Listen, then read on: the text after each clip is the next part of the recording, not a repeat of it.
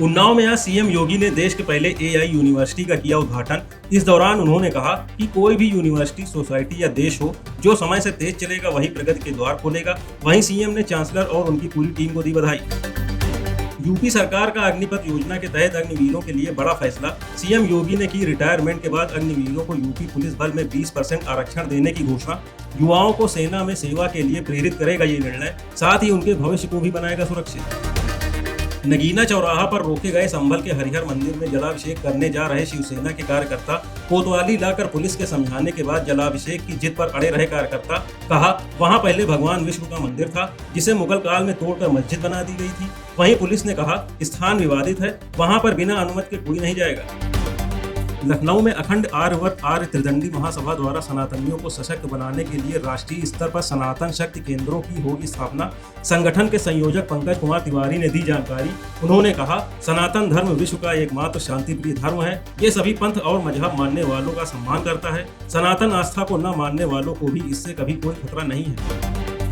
बलरामपुर में मतांतरण के मास्टरमाइंड छांगुर बाबा के भतीजे सफरोज के घर को बुलडोजर से किया गया ध्वस्त। छांगुर बाबा और नसरीन की गिरफ्तारी के बाद एटीएस ने सफरोज को 19 जुलाई को किया था गिरफ्तार। एटीएस पूछताछ में सफरोज के भी छांगुर बाबा के मतांतरण गैंग में शामिल होने की सामने आई थी बात। छांगुर के सारे काम देखता था सफरोज। यूपी में बढ़ते मतांतरण के मामलों पर राज्य महिला आयोग की अध्यक्ष बबीता चौहान का बड़ा बयान।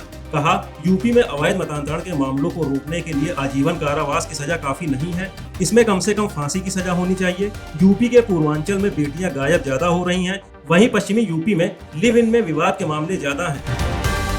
मेरठ पुलिस ने छांगुर बाबा मतांतरण गैंग से जुड़े मामले में लापता आशा नेगी की तलाश की तेज। 2019 में संदिग्ध परिस्थितियों में गायब हुई थी आशा।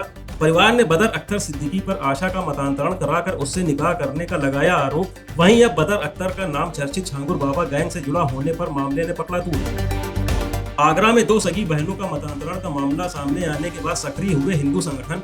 बीडी जैन गर्ल्स कॉलेज के बाहर पाठशाला लगाकर छात्राओं को मतांतरण को लेकर किया जागरूक। हिंदू संगठन ने कहा, 12वीं तक की छात्राएं अक्सर बहक जाती हैं, इसलिए जरूरी है कि हम उन्हें बताएं कि कितनी कुर्बानियों के बाद हम लोग हिंदुत्व को बचा पाए हैं। इसके लिए सरकार को भी पहल करनी चाहिए।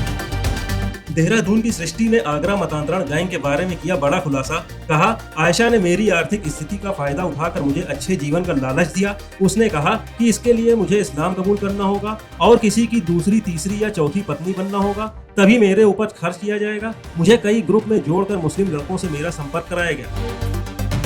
गाजीपुर के एक गांव में हिंदू युवती से जबरन निकाह करने के मामले में पुलिस ने लिया एक्शन। आरोपी सिराज अहमद को पुलिस ने किया गिरफ्तार। इस मामले में युवती को अपने बेटे से निकाह के बदले पूरी संपत्ति देने का लालच देने वाली मां अभी है फरार। अन्य आरोपियों का भी अब तक पता नहीं लगा सकी है पुलिस। मैनपुरी में मंदिर में पूजा कर रही बीएससी की छात्रा पर सिरफिरे प्रेमी ने की ताबड़तोड़ फायरिंग। गोली लगने से मंदिर में लहूलुहान होकर गिरी छात्रा। लड़की को गंभीर हालत में अस्पताल में कराया गया भर्ती। वहीं पुलिस ने एनकाउंटर में आरोपी को किया गिरफ्तार। जांच में सामने आई एक तरफा प्यार की बात। शादी से मना करने पर आरोपी ने की वारदात। जम्मू में जानवरों की चर्बी वाला 800 किलो नकली पनीर जब्त। इसे कटरा में सप्लाई करते हुए पकड़े गए आरोपी अब्दुल और सद्दाम, जहां वे इसे वैष्णो देवी के तीर्थ यात्रियों को बेचने वाले थे। खाद्य सुरक्षा विभाग ने इस योजना को किया नाकाम। वहीं धार्मिक अपमान को लेकर जम्मू में फैला भारी आक्रोश।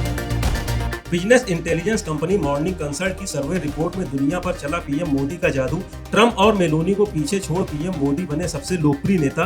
डोनाल्ड ट्रंप को मिला 8वां स्थान। 75% अप्रूवल रेटिंग के साथ पहले स्थान पर हैं पीएम मोदी। वहीं 44% अप्रूवल रेटिंग के साथ 8वें स्थान पर हैं डोनाल्ड ट्रंप। एआईटीटी पर बैन के बाद एकता कपूर ने दी सफाई। कहा, मेरा और मेरी मां का इस प्लेटफॉर्म से कोई लेना देना नहीं है।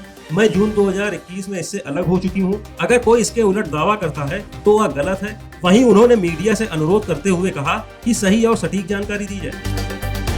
भारत और इंग्लैंड के बीच खेला जा रहा तेंदुलकर एंडरसन ट्रॉफी का चौथा टेस्ट। इंग्लैंड ने पहली पारी में 8 विकेट खोकर बनाए 602 रन। अब तक 244 रन की बढ़त हासिल कर चुकी है इंग्लैंड। लियोन डॉसन को 26 रन पर जसप्रीत बुमराह ने किया बोल्ड। इंग्लिश टीम ने आज 544 के स्कोर से शुरू किया था खेल।